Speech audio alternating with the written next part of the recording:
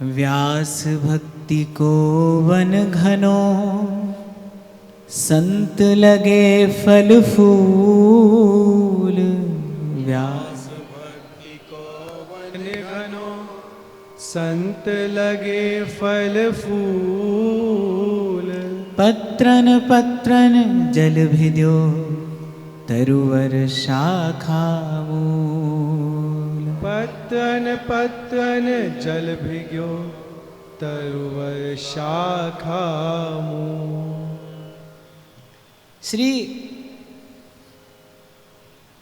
नारद जी भक्ति सूत्र में भक्ति के स्वरूप का दर्शन कराते हुए कहते हैं फल रूपत्वात्,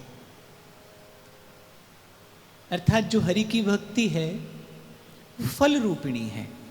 फल रूपिणी कहने का तात्पर्य है कि मधुर है, साधन काल में भी मधुर है। कोई कोई साधन ऐसा है कि उसको पूर्ण रूपेण कर लेने के बाद ही उसका कोई परिणाम आता है, और मुझे तो ऐसा लगता है भक्ति के अतिरिक्त सब साधन ऐसे ही हैं। पूर्ण रूपेण कर लेने के बाद ही कोई परिणाम आता है, और पूर्ण रूपेण में यदि ठीक प्रकार से भली प्रकार से सविधि उनका अनुष्ठान किया जाए तो ही वो अंत में आपको कोई परिणाम देते हैं। पर भक्ति आरंभ से ही, और मैं तो कहता हूं आरंभ से भी पहले, भक्ति की इच्छा ही बड़ी मधुर है। भक्ति तो मधुरा है ही, वो तो क्लेशग्नि है ही, वो तो फलस्वरूपिणी है ही, पर भक्ति की तो लालसा भी मधुर है। माने ये एक ऐसा भाव है, एक ऐसी भावना है कि इसकी इच्छा होते ही जीवन से क्लेश की, ताप की, अनर्थ की निवृत्ति होनी आरंभ हो जाती है। आप कभी दिन में व्यवहार में लगे हैं, व्यवहार में लगे लगे भी आपके मन में एक इच्छा हो कि 2 घड़ी बैठकर और 2 माला जप लें। आप देखो वो जो इच्छा है ना, वही आपके मन को एक शीतलता सी प्रदान करने लगेगी। श्री ठाकुर जी की सेवा की लालसा ही रसिकों का परम धन रहा है। महाभाग्य परिपाक लब्ध राधा पदस्पृहा, उसकी जो इच्छा है वही आपको भीतर बाहर से किसी अद्भुत से रस में सरोबार कर देती है। तो व्यास जी कह रहे हैं व्यास भक्ति को वन घनो, ये जो भक्ति का वन है घना है। और घना कहने का तात्पर्य क्या है कि कोई ताप इस वन में रहने वाले को स्पर्श नहीं करता। जो भक्ति के वन में रहता है, जो भक्ति के इस सघन वन में रहता है, उसे कोई ताप स्पर्श नहीं करता। रसिकों के मुख से ऐसा सुना है कि जब श्री महाप्रभु जी वृंदावन आए, जब श्री व्यास जी, श्री स्वामी जी प्रवृद्धि रसिक इस वृंदावन का सेवन करते थे, तो कहते हैं ये वृंदावन इतना सघन वन था कि सूर्य की किरण भी धरती को स्पर्श नहीं करती थी। वो कहने का तात्पर्य यहाँ पर यही है, ऐसे ही ये भक्ति का ही वन है। इसकी छाया में जो रहेगा उसको कोई आदि भौतिक, आदि देविक, आध्यात्मिक ताप स्पर्श नहीं करेगा। और मैं तो पदे पदे नित्य प्रति अपने जीवन में अनुभव करता हूँ कि जो लोग हरि चरणाश्रित नहीं हैं, किस प्रकार भगवान की माया उनको भ्रमाती है, और किस प्रकार जीव अंततः पतन के गर्त में जा पड़ता है, कर्म के दुष्चक्र में फंसा रहता है, अगति होती है, कितनी पीड़ा पाता है। और वहीं जो प्रभु के चरणाश्रित है, जिसने किसी भी प्रकार से भक्ति के किसी भी भाव का अपने जीवन में आश्रय ले लिया है, मैं देखता हूँ भाई प्रभु उनका पक्षपात करते हैं, श्री ठाकुर जी उनके पक्ष में रहते हैं, और वो जीव किसी ना किसी प्रकार त्रिताप से बचा रहता है। इसीलिए मैं फिर आपको कहूँ कि भक्ति की इच्छा, भक्ति की लालसा भी जीवन से अनर्थ की निवृत्ति कर देती है। लालसा भी जीवन से कई अनर्थ दूर भगा देती है। तो यहाँ व्यास जी यही कहना चाह रहे हैं, भाई ये भक्ति का जो वन है बड़ा घना है, और इस घने वन में रहने वाले को शीतलता सहज में ही प्राप्त होती है। देखो गंगा किनारे कोई जाकर बैठ जाए, स्नान न करे, आचमन न करे, केवल गंगा के किनारे बैठा हो, तो भी जो बहती हुई बयार होती है ना, वो गंगा के जल पहुँच के छींटे आप तक पहुँचा देती है, केवल उसके किनारे बैठने वाले को। और श्री गंगा जी के लिए तो कहा जाता है कि दर्शन ही हृदय के पाप का नाश कर देता है। गंगा जी का दर्शन भी हृदय को शीतलता प्रदान करने वाला है। ऐसे ही ये भक्ति का वन है। कोई भाए कुभाए कैसे भी इस वन की छाया में आकर बैठ जाए, उसका हृदय तत्काल एक शीतलता प्राप्त करता है। हृदय शीतल हो जाता है। देखो, आपका और मेरा अंतःकरण जो है वो पाप की अधिकता के कारण त्रिताप से तप्त हो रहा है, दग्ध हो रहा है। जैसे ही जीव संसार में आता है, कई बार मैं इसका निवेदन आपसे करता हूं, जैसे ही जीव संसार में आता है रोने लगता है, रुदन करता है। ये अपने आप में बड़ी आश्चर्यचकित कर देने वाली घटना है, क्योंकि वो जहां से आया है वो तो नरकवास था। वो जो जननी का जो उदर है, वो जो जठराग्नि और मल मूत्र के ढेर के मध्य जीव पड़ा था, वो तो नरकवास था। नरकवास से मुक्त होने पर तो जीव को प्रसन्न होना चाहिए, यहां आते ही किलकारी मारकर हंसना चाहिए, पर जीव रोता है। कभी विचार करिए क्यों रोता है? क्योंकि भगवान की विस्मृति हो जाती है। माया की पवन जैसे ही छूती है, भगवान भूल जाते हैं। गर्भ में संबंध केवल प्रभु से था। कहते हैं कि गर्भ में जीव भगवान से बार बार प्रार्थना करता है कि प्रभु मुझे इस नरक से मुक्त करिए, मैं आपका भजन करूंगा, क्योंकि भजन करने के लिए ही आप मुझे ये नरदेह प्रदान कर रहे हैं। नरदेही द्वारों खुल्यो हरि पावन की घात। आप अपने चरणों की भक्ति के लिए ही आप मुझे ये परम साधन, ये साधन का धाम, ये मोक्ष का द्वार, ये मनुष्य देह प्रदान कर रहे हैं। लेकिन प्रबल माया, मम माया दुरत्यया, जैसे ही जीव आता है भगवान की माया का स्पर्श होता है, भगवान तो भूल जाते हैं। और जो कभी अपने न थे न कभी अपने होंगे, वो अपने हो जाते हैं, माता पिता। और फिर जीव की चेतना संसार के संबंधों में बस बिखरती ही चली जाती है, बिखरती ही चली जाती है। तो जीव तो ताप ही पाता है भाई, भीतर बाहर ताप पाता है। और इस त्रिताप से मुक्त करने की सामर्थ्य श्री हरि के भक्ति के अतिरिक्त किसी साधन में नहीं, किसी साधन में नहीं। तो व्यास जी यहाँ संकेतात्मक बात कह रहे हैं कि ये भक्ति का वन जो है ना बड़ा सघन है, इसकी छाया में आकर बैठिए, कोई ताप स्पर्श नहीं करेगा। जो पूर्व के प्रारब्ध से अर्जित ताप है उसकी भक्ति पहले निवृत्ति कराती है। भक्ति का पहला गुण है क्लेश अग्नि है, क्लेश अग्नि। एक उदाहरण मैं आपको देना चाहूंगा। आपको किसी ने अपने घर भोजन पर बुलाया हो, आप अतिथि बनकर उसके यहाँ भोजन पर जाएं। अब आप अतिथि बनकर गए हैं तो उसने आपके स्वागत सत्कार के लिए सुंदर सुंदर व्यंजन बनाए होंगे, लेकिन संयोग ऐसा हो जाए कि आप जैसे ही उसके घर पहुंचे आपके उदर में भयंकर पीड़ा हो जाए, तो आप उस व्यक्ति से कहेंगे पहले औषधि दो, क्योंकि इस स्थिति में तो हम भोजन करने योग्य ही नहीं। ऐसे ही जो भक्ति के शरण में आता है, भक्ति पहले उस जीव की पीड़ा का नाश करती है, पहले उसके क्लेश नष्ट करती है। इसलिए आचार्यों ने भक्ति के स्वरूप का दिग्दर्शन कराते हुए कहा है क्लेश अग्नि सुखदा। पहले क्लेश अग्नि है, वो क्लेश दूर करती है, जीव को त्रिताप से मुक्त करती है। जो दग्ध हो रहा है जीव उस आध्यात्मिक आदिदैविक आदि भौतिक ताप से, पहले भक्ति उसको नष्ट करती है, फिर कहते हैं सुखदा, फिर वो हरि के चरणों का प्रेम रस प्रदान करती है। और व्यास जी कहते हैं इस वन में व्यास भक्ति को वन घनो, संत लगे फल फूल। और व्यास जी कहते हैं उर अंतर का पोषण करने के लिए, उर अंतर को सुख और आनंद प्रदान करने के लिए इस भक्ति रूपी वन में संत रूपी फल फूल लगे हैं, संत रूपी फल फूल लगे हैं। आप देखो वृंदावन वास जो करता है उसको आते जाते संत का संग मिलता रहता है, और संग ना मिले तो आते जाते साधुओं का दर्शन तो होता ही रहता है। और साधु नाम दर्शनम पुण्यम, साधु नाम दर्शनम पुण्यम, साधु के दर्शन से भी पुण्य है। और पुण्य अर्थात आप में सात्विकता की अभिवृद्धि। तो साधु के दर्शन से भी सात्विकता की अभिवृद्धि होती है, सत्वगुण बढ़ता है। तो आते जाते संतों का दरस परस यहाँ पर होता रहता है, संतों के मुख से हरि की कथा सुनने को मिलती रहती है, संतों के हाथ से भगवत प्रसाद यहाँ पर मिलता रहता है। तो व्यास जी कहते हैं भाई ये सघन भक्ति का जो वन है इसमें संत लगे फल फूल। और आगे कहते हैं पत्रन पत्रन जल भी दो तरुवर शाखा। और कह रहे पत्रन पत्रन जल भी दो, माने कह रहे इस भक्ति के वन का एक एक पत्ता सरस है, मधुर है। उस दिन भी आपसे चर्चा हो रही थी कि भक्ति अर्थात क्या।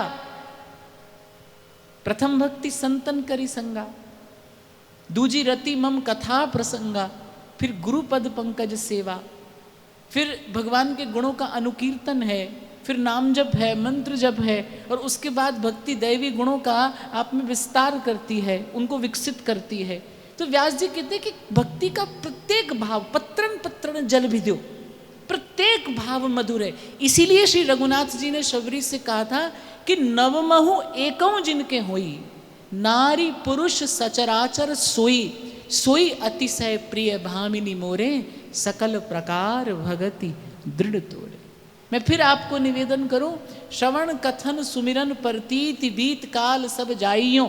श्री सेवक जी महाराज कहते हैं साधक को, उपासक को, भक्त को इसी प्रकार कालाक्षेप करना चाहिए, कभी श्रवण, कभी कथन और कभी सुमिरन।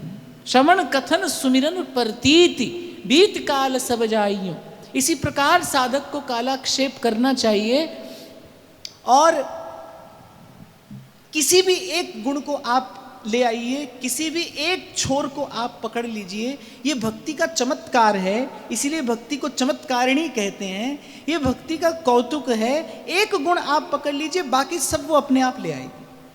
आप श्रवण को दृढ़ करके पकड़ लीजिए, आप कीर्तन को दृढ़ करके पकड़ लीजिए, आप हरिनाम स्मरण को दृढ़ करके पकड़ लीजिए, आप संत की सेवा दृढ़ करके करिए, कोई भी एक छोर आप पकड़ लीजिए। देखो, जैसे उलझी हुई एक गुथिया होती है ना धागे की, उसको सुलझाना हो तो पहले उसका एक छोर पकड़ना पड़ता है।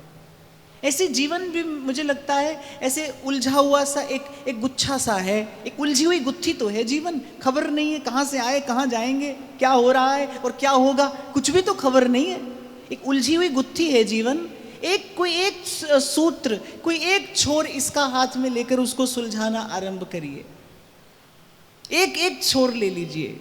श्रवण कथन सुमिरन प्रतीति बीत काल सब जाइयों। फिर आगे कहते हैं अर्चन वंदन और दासंतन, सख्य और आत्मा समर्पण, ये 9 लक्षण भक्ति बढ़ाई, तब 3 प्रेम लक्षणा पाई।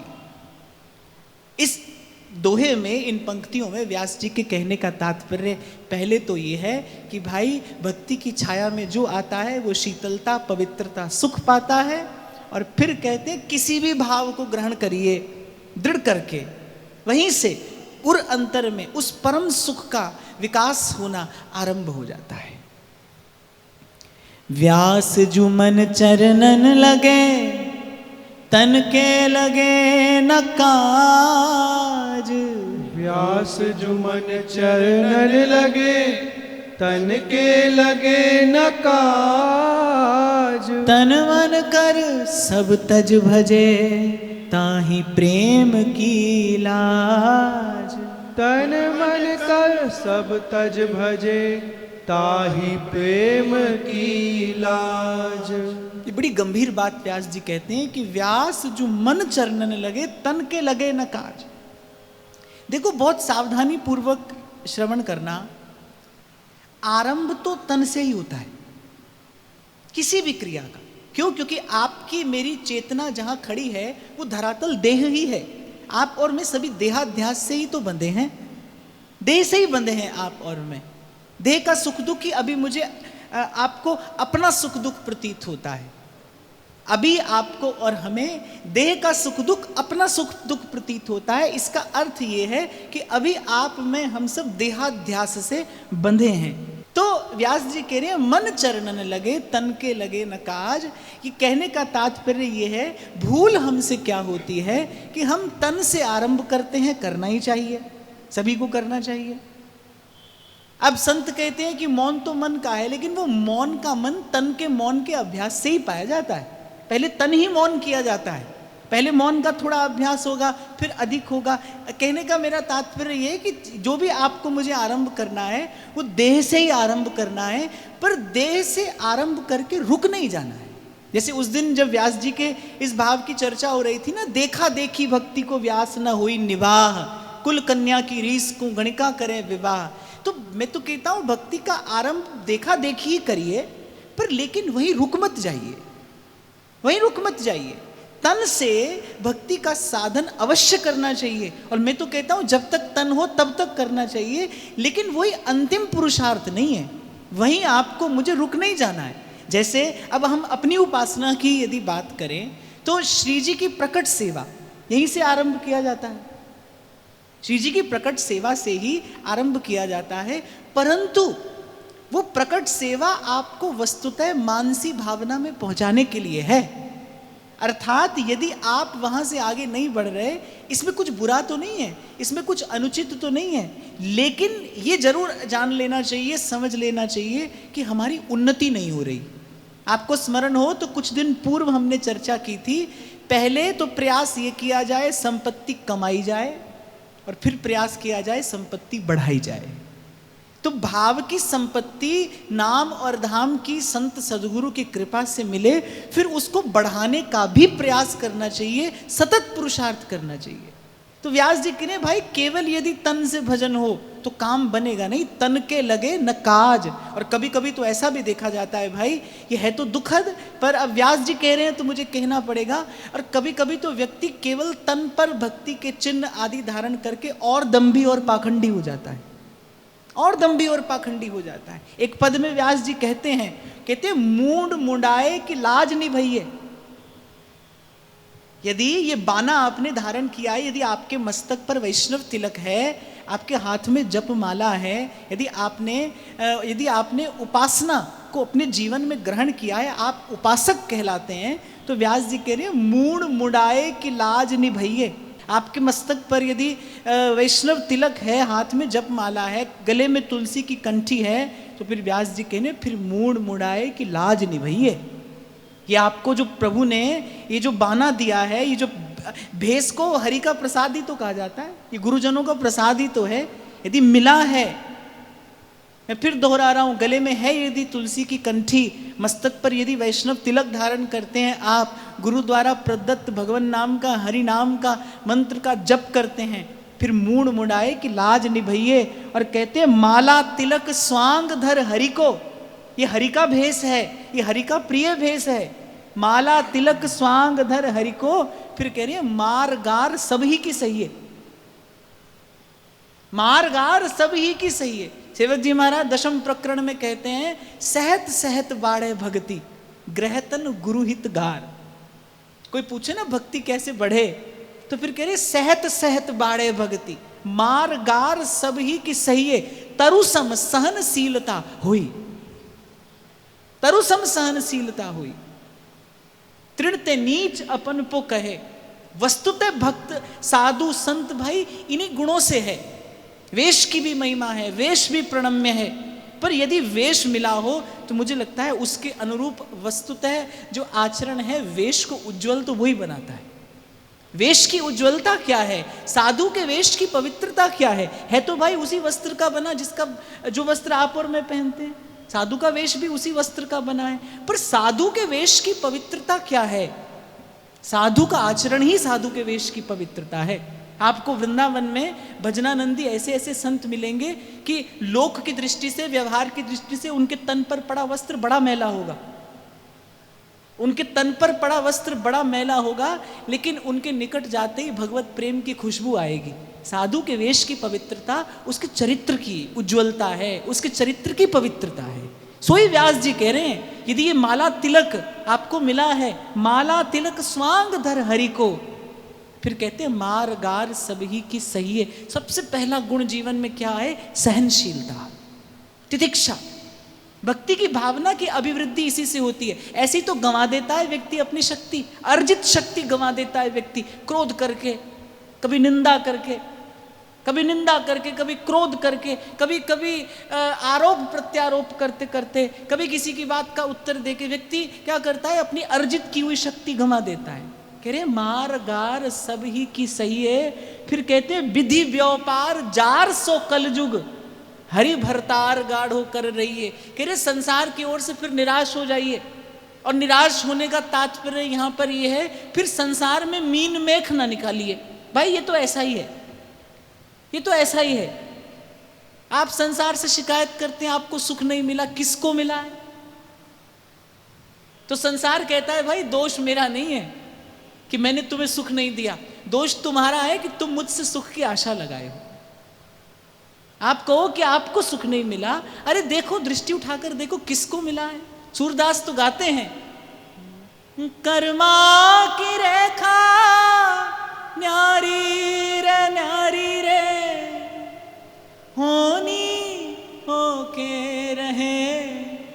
रे विधना टारे नाही टरे।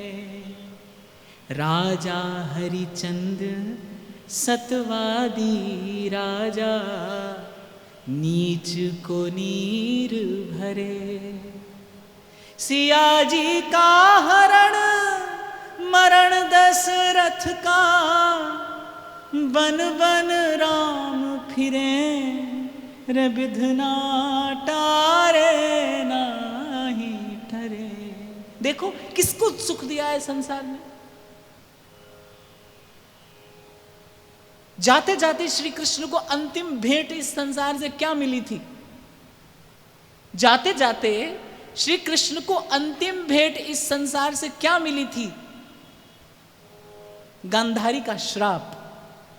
व्यास जी कह रहे भाई ये तो जार सा कलयुग है, ये ऐसा ही था भाई, संसार ऐसा ही था, और मैं कह रहा हूं ऐसा ही रहने वाला है, इसमें कोई परिवर्तन नहीं होगा, कोई युग हो कोई काल हो, ऐसा ही संसार था ऐसा ही रहेगा। तो व्यास जी कह रहे वह हरि भरतार गाढ़ो कर गई है। दृष्टि प्रभु पर रखी है।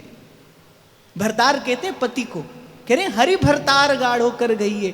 फिर कहते हैं कि अनन्य व्रत धर सत जिन छाड़हु, विमद संतन की संगत रहिए, मूड मुड़ाए की लाज निभइए। और कह रहे अग्नि खाओ विष पिवो पड़ो जल, पर विषयन को मुख भूल न चाहिए।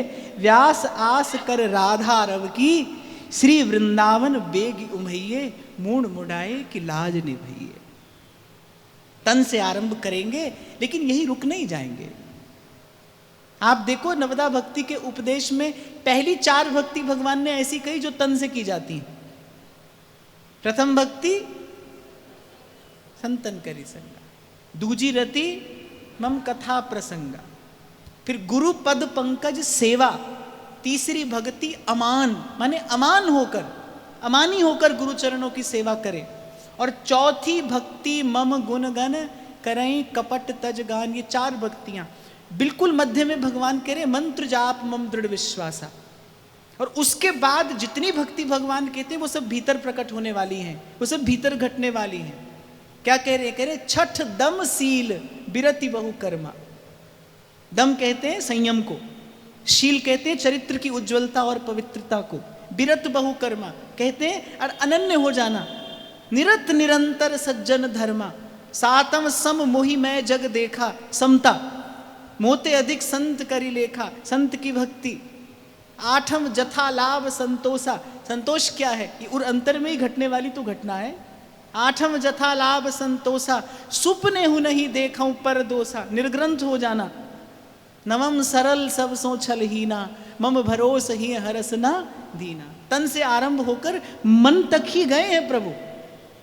पहले तन ने भक्ति की, फिर तन भक्ति करते करते मन को भक्ति कराने लगा। फिर जब तन मन भक्ति करने लगे तो व्यास जी कह रहे हैं तन मन कर सब तज भजे, ताहि प्रेम की लाज। तन मन से जब कोई एकाकार होकर, भीतर बाहर से एक होकर, भीतर बाहर से उस भाव के रंग में रंग कर जब कोई हरि की भक्ति करता है, तभी वो वस्तुतः प्रेम के संबंध का निर्वाह कर रहा है।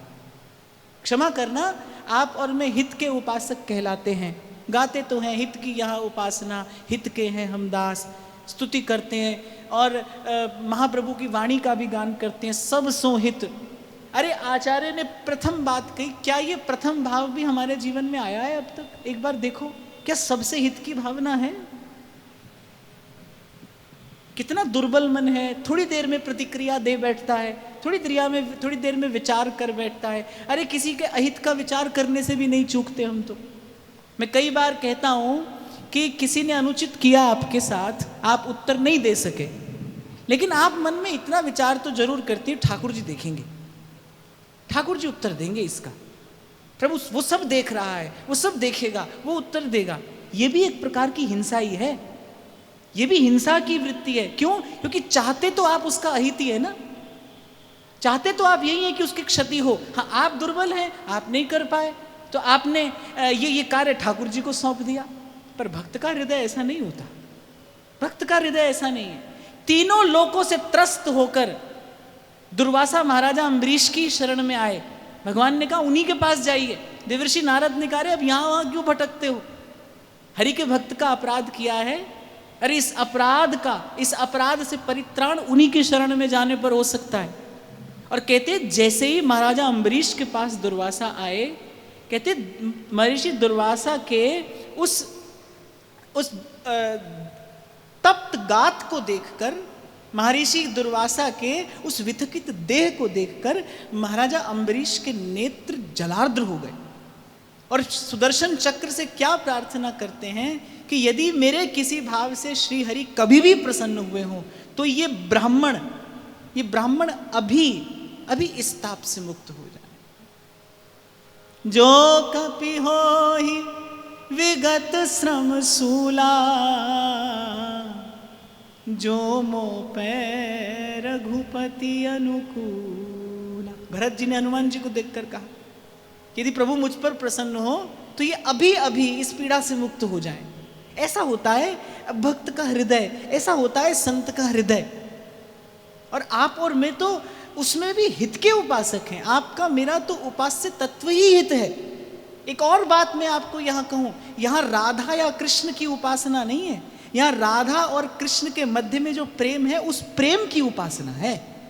सखी क्या है? उस प्रेम की उपासिका है। वो जो प्रियालाल के मध्य का प्रेम है, आपकी मेरी तो उपासना ही प्रेम की है। आपका मेरा उपास्य तत्व ही हित है। जीव मात्र में, प्राणी मात्र में किसी के भी अहित का चिंतन, पीड़ा आपके इष्ट को ही पहुंचा रहा है।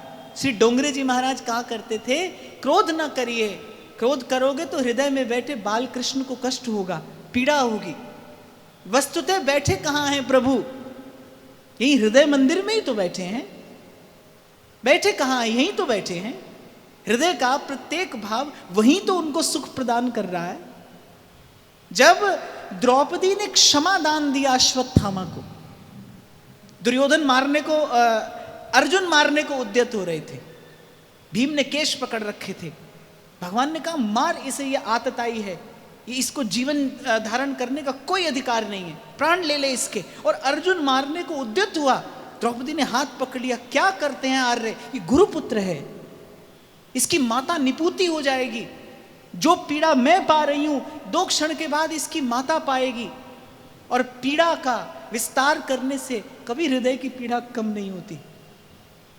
ये गुरुपुत्र है। कहते हैं द्वारिकाधीश के नेत्र छलछला गए, भगवान के नेत्रों से अश्रु टपक पड़े द्रौपदी की ओर देखकर कि इसने जीवन भर कितनी पीड़ा पाई है।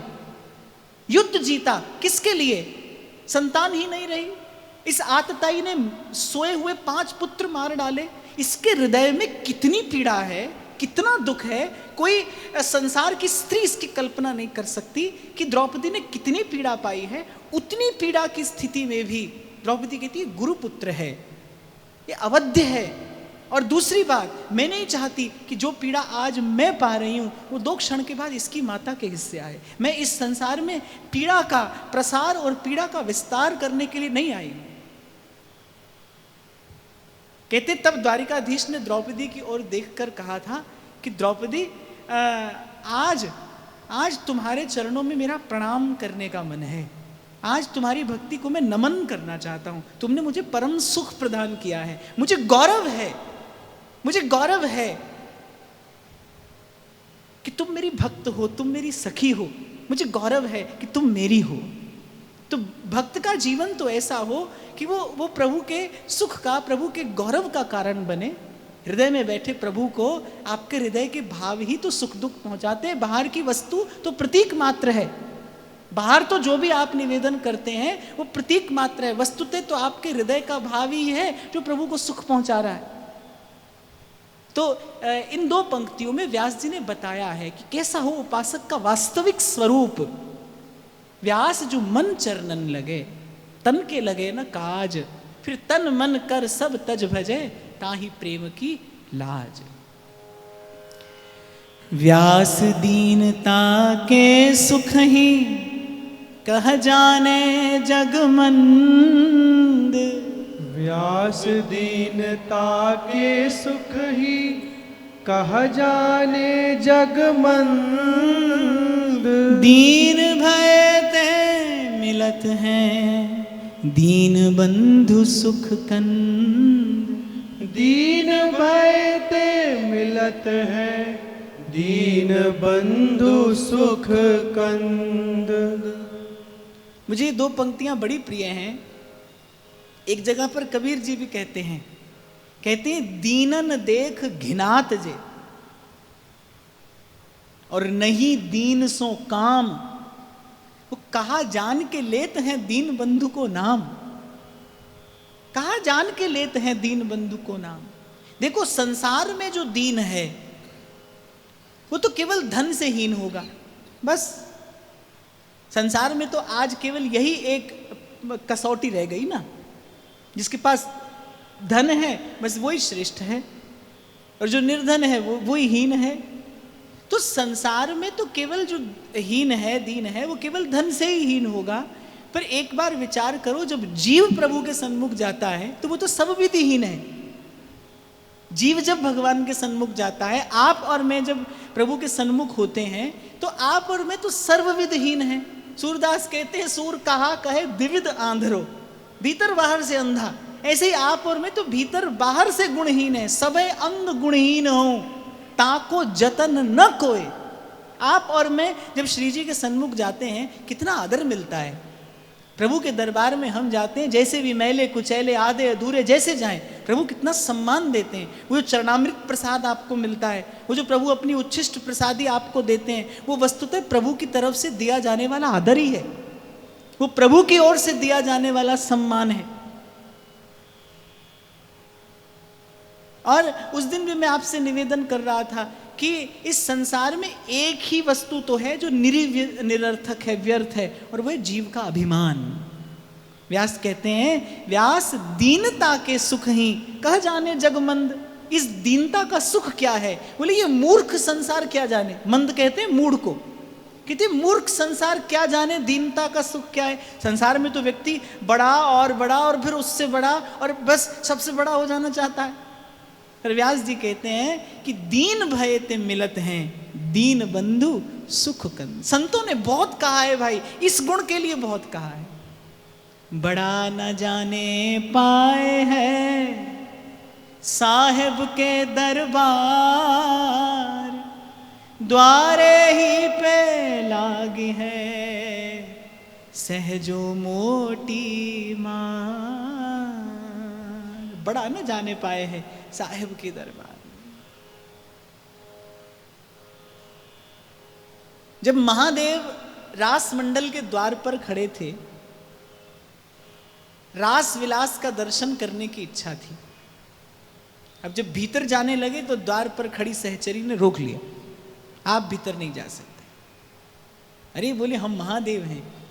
सखी ने कहा तभी तो भीतर नहीं जा सकते, महादेव भीतर नहीं जा सकते। कौन जा सकता है? जिसका केवल एक परिचय हो कि हम तो प्रिया प्रीतम के हैं। बोली सखी कहती है ना, मैं सब नाते बस तुम सो ही मानो। गोपी गीत में गोपी कहती है त्वयि धृतासव स्वाम विचिन्वते। श्री कृष्ण ने पूछा, जब गोपी ने पुकारा तो हृदय में बैठे श्री कृष्ण से संवाद होने लगा। गोपी ने कहा कि दर्शन दीजिए। भगवान ने कहा कौन? आपके जीवन में भी ये घटना कभी घटेगी, किसी जन्म में घटेगी। आप द्वार खटखटाते हो प्रभु का, नित्य कभी माला जपते हो, कभी दर्शन करते हो, कभी सेवा करते हो। ये द्वार खटखटाना ही तो है। पर जब द्वार खटखटाओगे तो सीधे द्वार नहीं खुलेगा, पहले भीतर से पूछा जाएगा कौन कौन खड़ा है द्वार पर। अपना सही सही परिचय देना। जीव क्या परिचय देता है? आज आपका मेरा क्या परिचय है? सेठ है, सेठानी है, मंत्री है, संतरी है, नेता है, अभिनेता है, और क्या? यही परिचय तो है आज आपका मेरा। पर जब प्रभु पूछेंगे कौन, तो गोपी से सीखना क्या उत्तर दिया जाता है। गोपी कहती है त्वयि धृता सव स्वाम विचिन्वते। आपकी हैं। श्री कृष्ण ने पूछा कौन? गोपी ने कहा आपकी। बस और कोई परिचय नहीं है हमारा, हम आपकी हैं। त्वयि धृतासव स्वाम विचिन्वते। और आपके दर्शन की आशा से ही जिनका जीवन है, बस हम वही हैं। किसी गोपी ने अपना नाम नहीं लिया, किसी गोपी ने अपना कोई और परिचय नहीं दिया। बस आपकी हैं, बस आपकी हैं। और मैं तो यही कहूंगा भाई, एक प्रेमी का तो विशुद्ध परिचय है भी यही कि मैं आपका हूं। भक्ति अहम ब्रह्मास्मि करना तो नहीं जानती, और अहम ब्रह्मास्मि करने वाले को बहुत कुछ मिलता भी नहीं भाई। ध्रुवदास जी तो कहते हैं, तैसे ही कठिन है ज्ञान पथ, निबटत बिरला कोय, और ते ही साधन को फल यह है, और मुक्ति जीव की होए। और भाई वो भी बड़ी दूर की कौड़ी है। हमारे श्री गोपालाचार्य जी महाराज तो कहते थे, बोले अहम ब्रह्मास्मि कहने वाले की भूख नहीं जाती, भूत नहीं जाता। कांटा चुभ जाए तो सब ब्रह्म भूल जाता है, केवल पीड़ा ही पीड़ा रह जाती है। तो ये तो वैसे भी दूर की कौड़ी है। क्या कह रहा था मैं इससे पहले? तवास्मी आपकी हैं, हम आपके हैं, यही एक परिचय ठीक है। तो गोपी भक्ति अहम ब्रह्मास्मि तो नहीं कराती, भक्ति कहती अहम तवास्मि, मैं आपका हूं। बस एक परिचय है भक्त का कि वो प्रभु का है। और भगवान भी अपना यही परिचय दे रहे हैं। किसी ने प्रभु से पूछा, आप कौन हो, आप किसके हो? भगवान ने कहा, हमारा कोई परिचय नहीं है, हम भगतन के भगत हमारे, बस यही हमारा परिचय है। हम भक्तन के हैं, भक्त हमारे हैं। मेरे राम राय तू संता का संत तेरे सेवक को पौकिछ नाही, तेरे सेवक को पौकिछ नाही, जमुना वैने रे मेरे राम राय तू संता का संत ते। और फिर कह रहे, दीन भय ते मिलत है दीन बंधु सुख कंद। दीन बंधु है ना प्रभु का नाम। सेठ बंधु, नृप बंधु, ऐसा प्रभु का नाम ही नहीं है। उनका नाम ही है दीन बंधु। उनसे संबंध बनाने के लिए भाई एक ही मार्ग है कि जीव दीन हो। गोस्वामी विट्ठल नाथ जी तो कहते हैं, हे गोकुलेश, आपकी कृपा का एकमात्र हेतु है दैन्य, पर क्या करूं, वो मुझ में लेश मात्र भी नहीं है। मैं जानता हूं ये गुण केवल आपकी कृपा से प्राप्त है।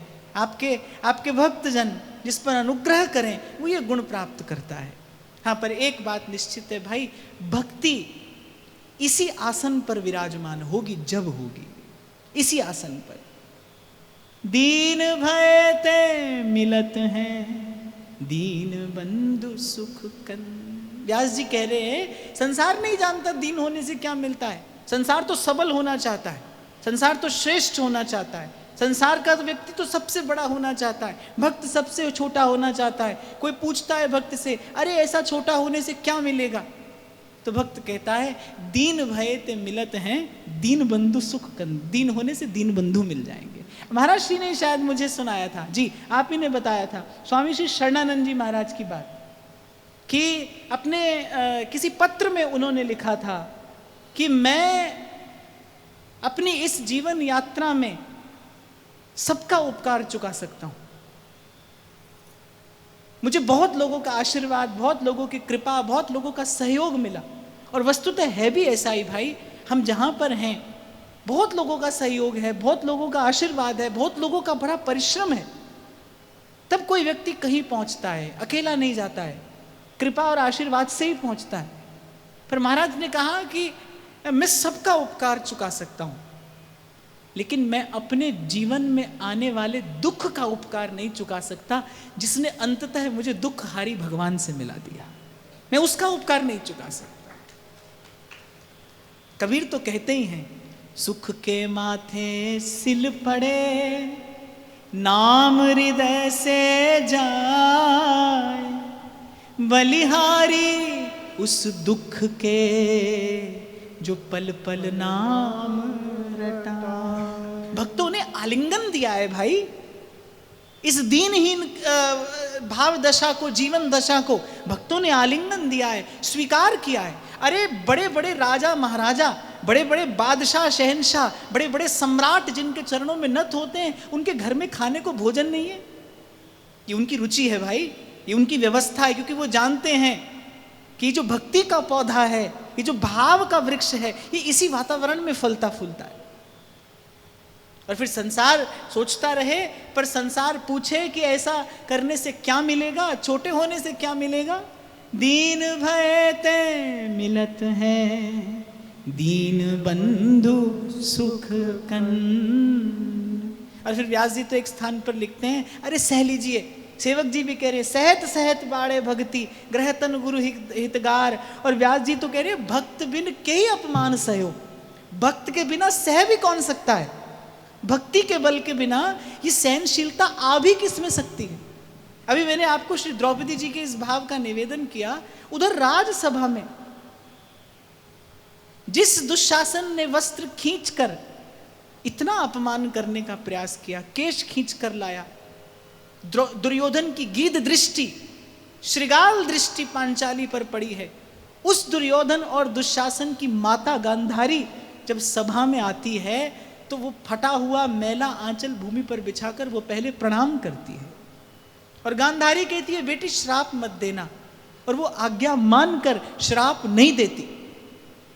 एक बात मैं यहां निवेदन करूं, यदि द्रौपदी श्राप देती तो महाभारत के युद्ध के बिना ही सब कुछ नष्ट हो जाता। गांधारी ने धृतराष्ट्र से कहा कि आप वस्तुतः बाहर से ही नहीं भीतर से भी अंधे हैं, आप इस राज सिंहासन पर बैठने योग्य हैं नहीं। क्या आप ये भी भूल गए कि ये सती यदि आपको श्राप दे दे तो सूर्य आपको प्रकाश देना बंद कर दे, नदी आपको जल देना बंद कर दे, आपके राज्य में सदा सदा के लिए दुर्भिक्ष और अकाल पड़ जाए अगर ये सती आपको श्राप दे दे तो। ये द्रौपदी की अतुलित सामर्थ्य थी। पर गांधारी ने कहा बेटी ये तेरा ही परिवार है, इसे श्राप मत देना। मुझे नहीं लगता कि भक्त के बिना किसी के हृदय में ऐसी सहनशीलता हो सकती है। इतना अपमान, इतनी पीड़ा, और वो फटा हुआ आंचल बिछाकर द्रौपदी प्रणाम करती हैं। माता प्रणाम, मैंने ऋतु स्नान नहीं किया, मैं आपका चरण स्पर्श करने योग्य नहीं हूं। इतनी पीड़ा की दशा में भी वो धर्म नहीं भूलती, वो अपना संस्कार नहीं भूलती, वो श्री कृष्ण के चरणों की अपनी भक्ति नहीं भूलती। भक्त तो देखे सुने बहुत जाते हैं भाई, पर कसौटी पर खरा उतरने वाला कोई कोई मिलता है इस संसार में भी, कभी कभी आता है, कभी कभी आता है। व्यास जी ने लिखा है भक्त बिन के ही अपमान सहो, कहा कहा न असाधुन कीनो, हरिबल धर्म रहो।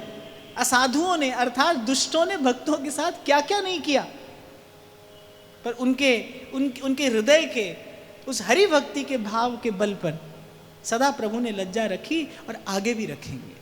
इसीलिए हरि भरतार गाढ़ो कर गईए और भूलिएगा नहीं, दीन होकर ही रहिए, क्योंकि दीन भय ते मिलत हैं, दीन बंधु सुख कंद। अरे जीत भी जाओ संसार से, मान लो संसार से जीत भी जाओ, क्या वो विजय सदा रहने वाली है? 3 प्रश्न है मेरे।